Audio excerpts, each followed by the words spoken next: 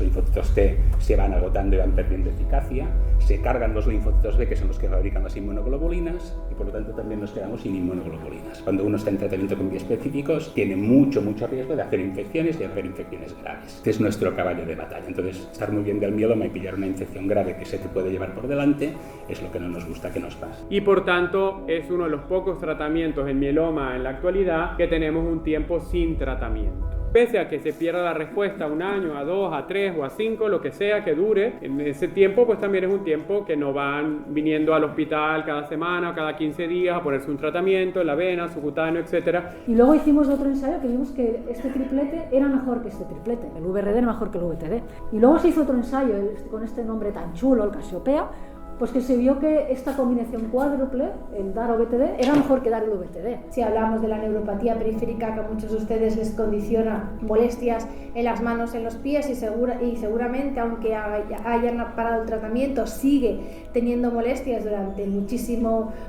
tiempo, pues lo único que tenemos que hacer es intentar hacer un diagnóstico precoz para intentar poner remedio lo antes posible, como mínimo, para que no empeore. El ser menos de 30 les confería mucho mejor pronóstico, y aún hay uno de estos, hizo una segunda opinión en la Clínica Mayo, pero lo habían autotrasplantado en Houston y aún está vivo y libre de progresión de su mieloma.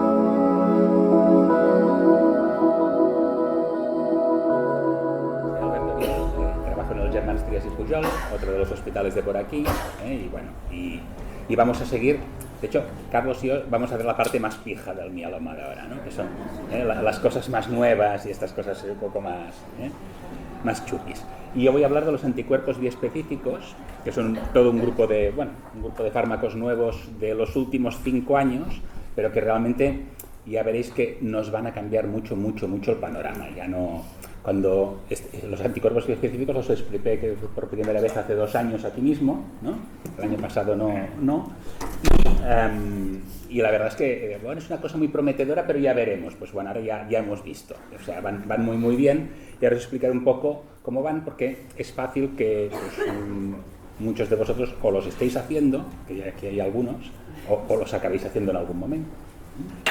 Bueno, ¿cómo funcionan? Bueno, básicamente las células de nuestro organismo que se dedican a matar células tumorales son unos linfocitos, un grupo de linfocitos que se llaman linfocitos T, y que claro, cuando uno tiene un mieloma o cualquier otro tumor es porque no están funcionando correctamente, ¿no?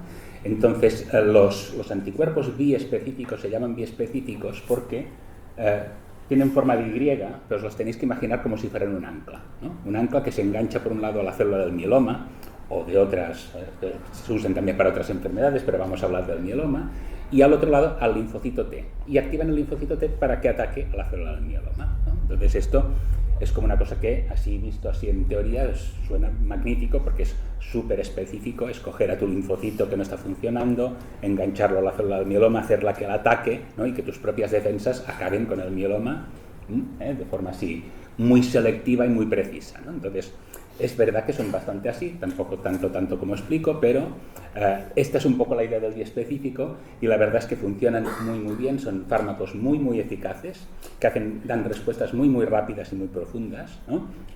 Y con relativamente pocos, pero veis que los he puesto entre comillas lo de pocos, efectos adversos, ¿no? Lo que pasa es que son pocos efectos adversos, igual menos que otros fármacos que conocemos. Lo que pasa es que son efectos adversos importantes que tenéis que conocer, y también os los voy a explicar un poquitín para explicar la cara A y la cara B del disco, ¿vale?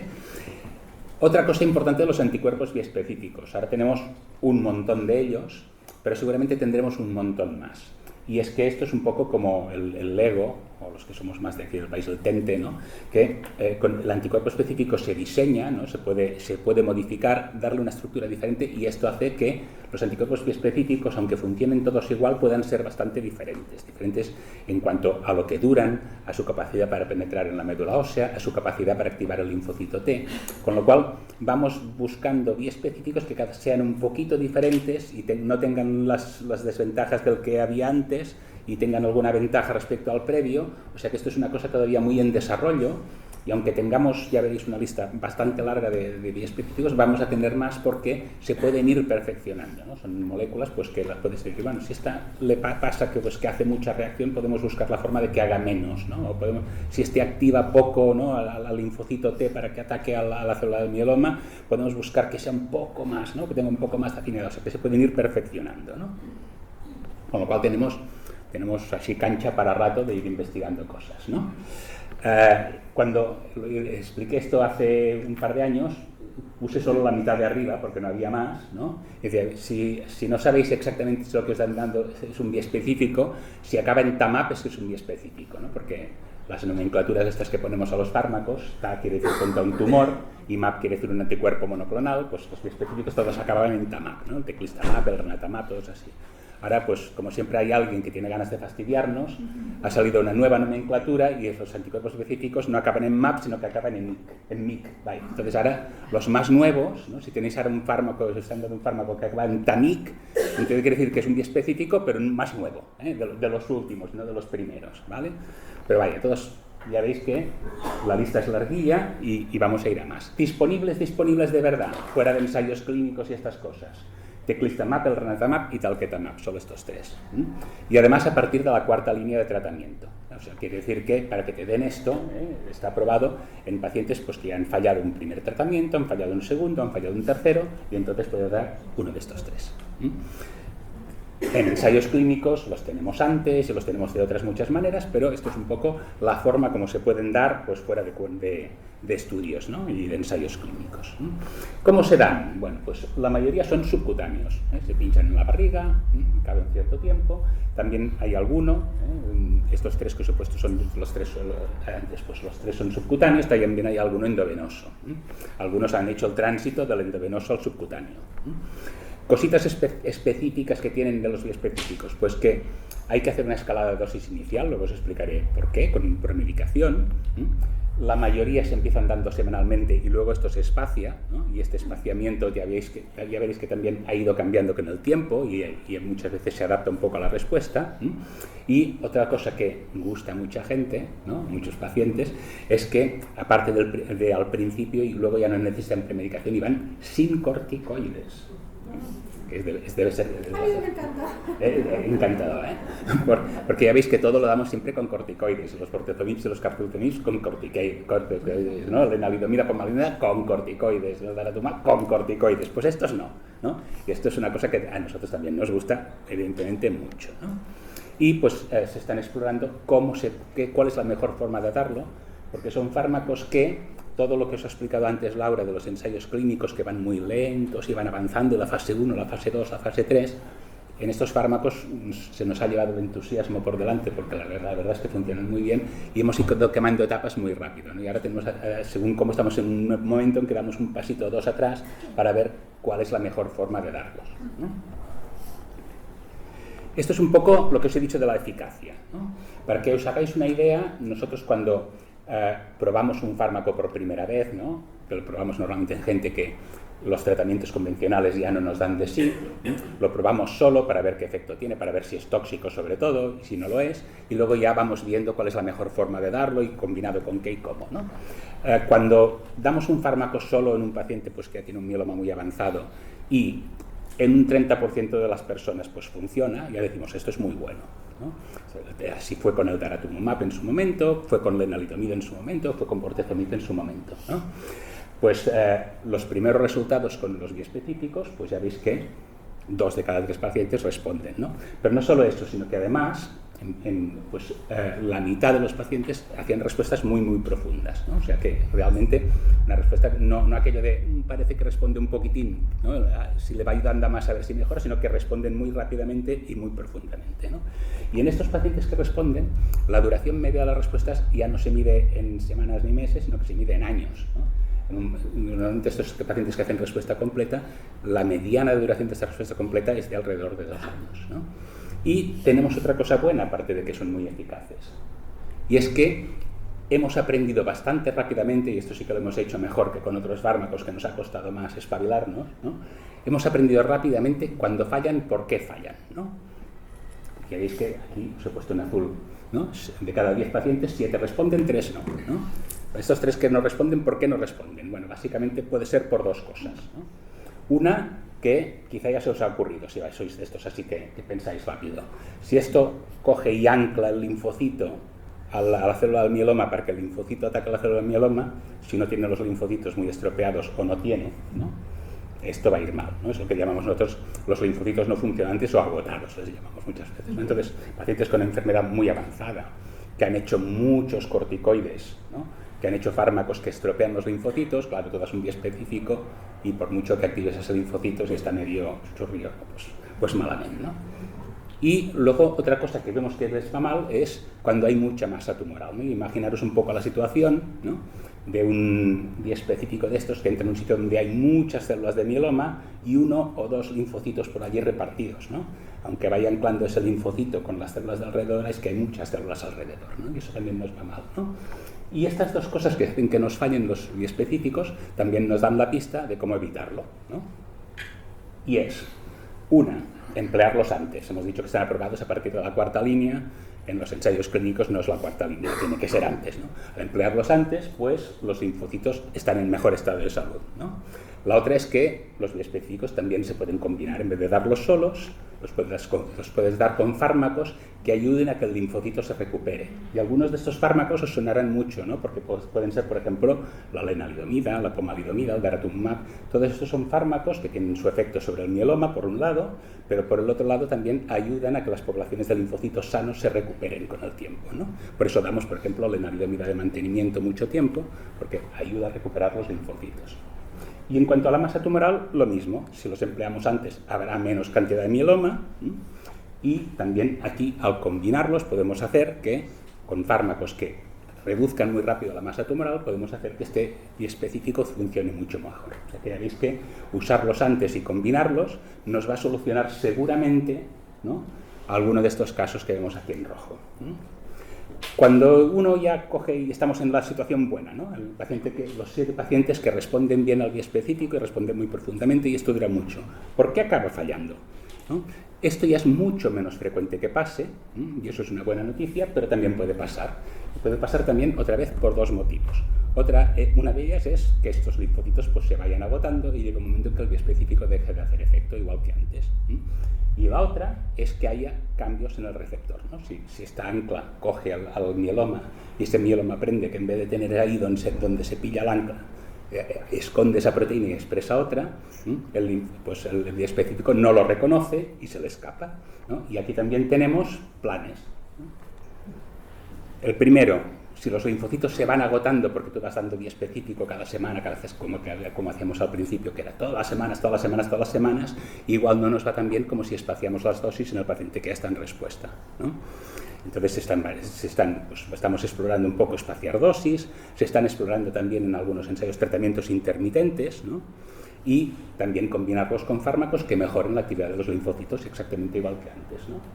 Y en cuanto a las mutaciones del receptor también lo tenemos bien, ¿no?, porque lo que podemos hacer es combinar biespecíficos que vayan dirigidos a diferentes dianas del mieloma. Y cuando los combinamos así, ya hemos visto en ensayos pues, que se han publicado recientemente que funcionan muy muy bien. Luego no hablaremos del precio, que eso es otra cosa, es unos cardos más, ¿no? Pero bueno, eso es otro planeta ya, ¿no?, es el planeta de los precios de los medicamentos, ¿no? La otra cosa que podemos hacer, y esto también pues, son resultados de estudios recientes y así, es decir, oye, y si un biespecífico en vez de tener, ¿no?, lo que se engancha al linfocito, lo que se engancha al mieloma, le hacemos varios ganchos, ¿no?, como los anzuelos estos de pescar que tienen varios pinchitos, y entonces, aunque la célula del mieloma cambie, si no lo pillamos por aquí, la pillamos por allá. Bueno, pues esto es lo que se llama los anticuerpos triespecíficos, que tienen también muy muy buena pinta, y estos están en fases de desarrollo todavía un poco más primerizas, pero que bueno, durante este año y así ya van saliendo resultados y pintan también muy muy bien, y es lo que os he explicado antes del LEGO, ¿no?, que estos biespecíficos los vamos a ir cambiando, igual se convierten en triespecíficos la mayoría, ¿no?, y vamos a irlos modificando para que nos arreglen casi, ojalá, el 100% de los casos. Ahora vamos a la parte B, ¿no? Hasta aquí todo súper chupi. Funcionan muy muy bien, cuando no funcionan ya sabemos por qué y ya sabemos cómo arreglarlo, genial, ¿no? Ahora vamos a la parte B del asunto, y es que los biespecíficos tienen efectos adversos. Y os he puesto al principio de todo que tienen relativamente pocos efectos adversos, porque claro, uno piensa, dice, si esto va muy específicamente a atacar la célula del mieloma, ¿por qué tiene efectos adversos? Bueno, pues si ahora cojo y pues, con Merche, por ejemplo, nos empezamos a tirar trastos porque nos enfadamos, pues nos tiraremos los trastos entre nosotros, pero es fácil que a alguno le caiga encima Teresa, ¿no? ¿Sí o no? ¿Sí o no? Es fácil. Pues aquí pasa lo mismo, ¿no? Van los linfocitos T, ¿no? Con el biespecífico a atacar las células del mieloma en la médula ósea, pero claro, cuando las células que están pasando por allí y que son las sanas también reciben, ¿no? Reciben un poco de garrotada, ¿no? Y ya veis que uno de los efectos muy característicos de los biespecíficos, también de otros fármacos que damos para el mieloma, por descontado, pero aquí se nota mucho, es pues que muchas veces pues provocan pues descensos sobre todo de los glóbulos blancos, los leucocitos, los neutrófilos, que siempre lo que estamos mirando siempre nos cargamos los neutrófilos, hagamos lo que hagamos, pues con los biespecíficos también, ¿no? También anemia, plaquetas, pero sobre todo los neutrófilos. Esto por un lado. Luego, cuando el linfocito que está activado por el biespecífico ataca a las células del mieloma, pues claro, allí se empiezan, ¿no? Pues los trastos que van volando por allí por la médula ósea, que os he explicado antes, ¿no? El doctor Blade también recibiría, ¿no? Ahora mismo, pues es lo que llamamos síndrome de liberación de citoquinas. Cuando uno empieza con el tratamiento con biespecíficos, normalmente hay una reacción que es muy parecida, y de hecho fisiológicamente es muy parecida a la que tienes, por ejemplo, cuando tienes una gripe, fiebre, tiritonas, hipotensión, estas cosas. Con el biespecífico todas estas cosas pasan, y cuando hicimos esta charla hace un par de años era una de las cosas que nos preocupaba mucho, y estuvimos mucho rato hablando de estas cosas, porque claro, todavía el manejo fino de estas cosas no lo teníamos tanto como ahora que han pasado 2 añitos, ya somos un poco más expertos, ¿no? Pero básicamente, ¿cómo evitamos esto? Pues los que habéis hecho tratamiento con biespecíficos sabéis pues que al principio toca ir al hospital, habitualmente ingresar, aunque ya los estamos empezando a probar sin ingresar si estás más o menos cerquita del hospital, y es dosis bajita, ver qué pasa, dosis un poco más alta, ver qué pasa, y dosis normal, ¿no? Y con un poquillo de suerte tenemos un síndrome de liberación de citoquinas bastante pequeñito con las primeras dosis, que tienen un tratamiento relativamente sencillo, y entonces ya con la dosis normal, la que quieres dar al final, esto ya no pasa, ¿no?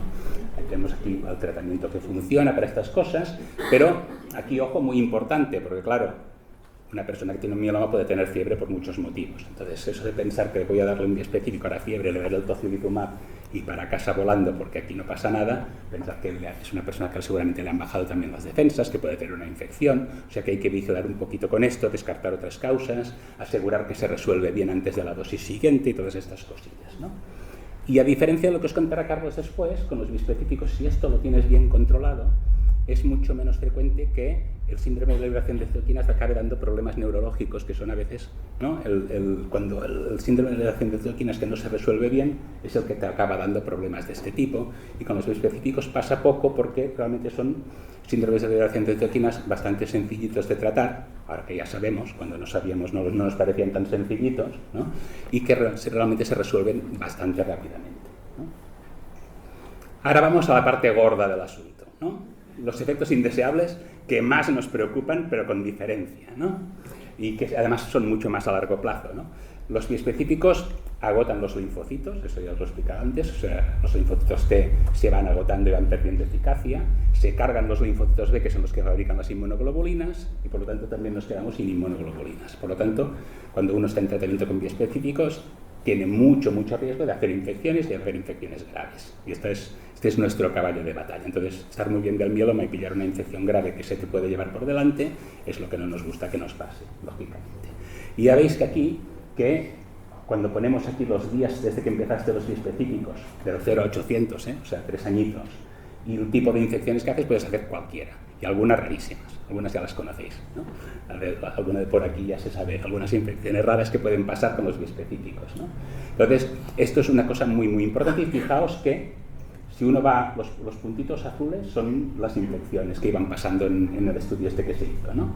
Y los puntitos azul claros son las infecciones más graves. Y si os fijáis, las que aparecen siempre y que a medida que pasa el tiempo no disminuyen y que te puede pasar en cualquier momento son sobre todo las infecciones respiratorias. son lo peor de lo peor. Pero bueno, luego hay otras, luego también hay gastrointestinales, virus, hongos, bacterias, hay un poco de todo, ¿no? Entonces, las profilaxis aquí van a ser muy importantes. Fijaos que el estudio este se hizo, claro, los biespecíficos empezamos con ellos hace 5 o 6 años, justo antes del COVID, ¿no? Y nos pilló toda la época del COVID y, como os podéis imaginar, la gente hacía bioespecíficos y lo primero que pillaba era un COVID, ¿no? Y fijaos la de infecciones por COVID que hubo, una barbaridad. Entonces, ahora, normalmente el paciente que empieza con bioespecíficos, antes de empezar con el bioespecífico, lo vacunamos de todo. Pero una cosa es, claro, eso depende de la prisa que tengas. Si lo has vacunado un añito antes del bioespecífico, magnífico. Si lo vacunas el día antes de empezar con el bioespecífico, esa vacuna y nada es prácticamente lo mismo, ¿no? Por lo tanto, las profilaxis son muy importantes, ¿no? ¿Cómo conseguimos que bajen las infecciones? Pues, bueno, algunos de los que estéis por aquí haciendo bioespecíficos, que hay más de uno, inmunoglobulinas, poner inmunoglobulinas, y ahí tenemos un poquitín de problema porque no hay inmunoglobulinas para todo el mundo, ¿eh? Las inmunoglobulinas son de los donantes de sangre, por lo tanto, cuando empezamos con los bioespecíficos no dábamos porque no sabíamos que era importante. Luego dijimos, pues ahora todos con inmunoglobulinas, ¿no? Y todo muy bien, pero luego cuando ya cada vez tenemos más pacientes con bioespecíficos que todos van con inmunoglobulinas y alguien coge el teléfono y dice, a ver, selecciona un poquitín porque no tenemos tantas, ¿no? Entonces ahí estamos con esa guerra, ¿no? Importante lo de las vacunas, también hacemos profilaxis contra el herpes, aciclovir, el Septrin, también nos debe sonar, el cotrimoxazol para el neumocistis, que es un bicho que no es de los frecuentes, ¿eh? Si os fijáis aquí en la de antes, es este de aquí en medio, no es de los frecuentes, pero puede ser muy grave, por lo tanto hacemos profilaxis, ¿no? Y bueno, y a veces, pues cuando toca antibióticos y todas estas cositas, ¿no? Y las gamma-globulina. Por lo tanto, la prevención de las infecciones da casi tanta faena como el bioespecífico, pero es importante hacerlo, ¿no? Más cositas.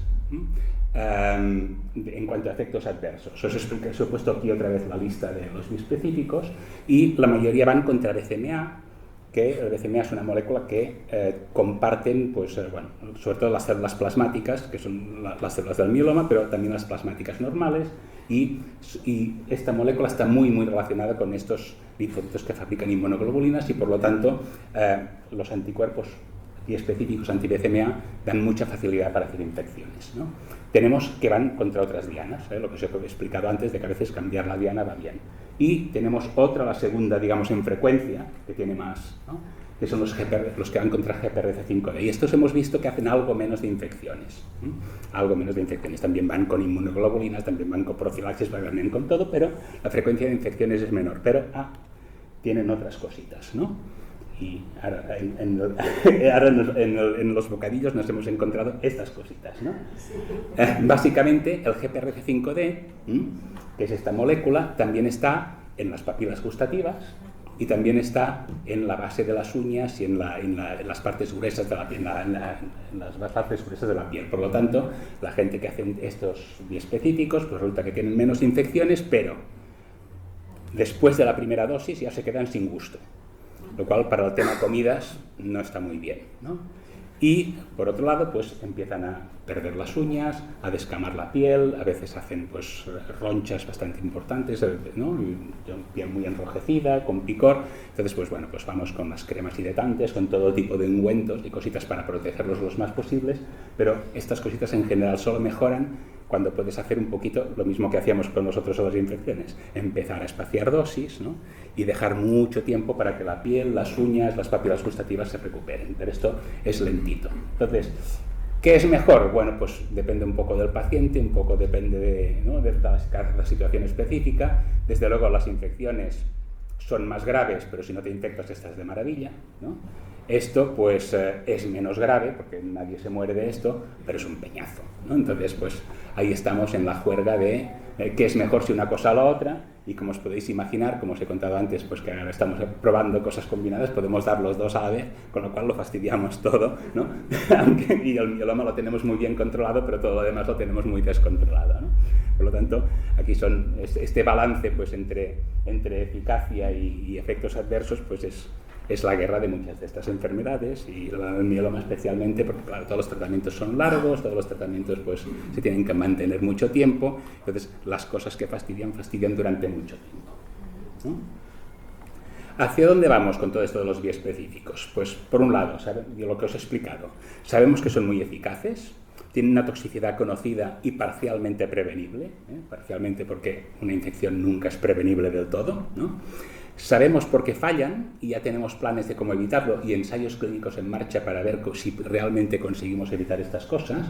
Por lo tanto, son fármacos que tienen un potencial de futuro enorme y igual se llevan por delante todo lo demás que hacemos, ya lo veremos, ¿no?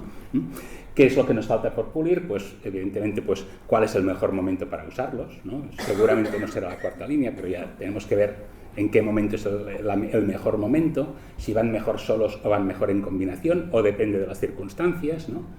Si es un tratamiento continuado o lo podemos hacer limitado, o lo podemos hacer continuado o limitado en función de cómo sea la respuesta, pero lo más importante, y esto liga totalmente con lo que os ha explicado Laura, y es que todos estos fármacos no vamos a poder dar ninguno si no tenemos resultados muy potentes de los ensayos clínicos para ir a las autoridades, ¿no? Al Sistema Nacional de Salud y decirles, oye, tenemos esto que es mucho mejor que lo que teníamos y por lo tanto déjamelo dar ya, ¿no? Y lo daremos así o así. Entonces, la importancia, yo creo que todos nosotros aquí tenemos más pacientes haciendo biespecíficos en ensayos clínicos que fuera de los ensayos clínicos, y es porque es muy importante, pues, ya que tenemos un arma muy poderosa, poderla usar. Si no la podemos usar en la gente, ¿no? Pues no nos sirve de nada decir que el biespecífico es maravilloso, ¿no? Si puedes dar, de los 17 que hay, puedes dar 3, y además los puedes dar muy tarde, con sabemos que nos interesa más darlos temprano, pero esto sí que es verdad que hasta que no tienes un ensayo que dice, oye, esto es mejor darlo así y en este momento, no lo puedes dar. Entonces, de aquí también, pues, insisto en lo de la importancia de los ensayos clínicos, porque así es como, ¿no?, como vamos avanzando. Y aquí os presento aquí a mis compañeras, que ya veis que, ¿no?, a veces no siempre estamos trabajando, a veces vamos de juerga, entonces pues pongo la foto, está aquí, saliendo por gracia, a ver qué tal. Y ya está.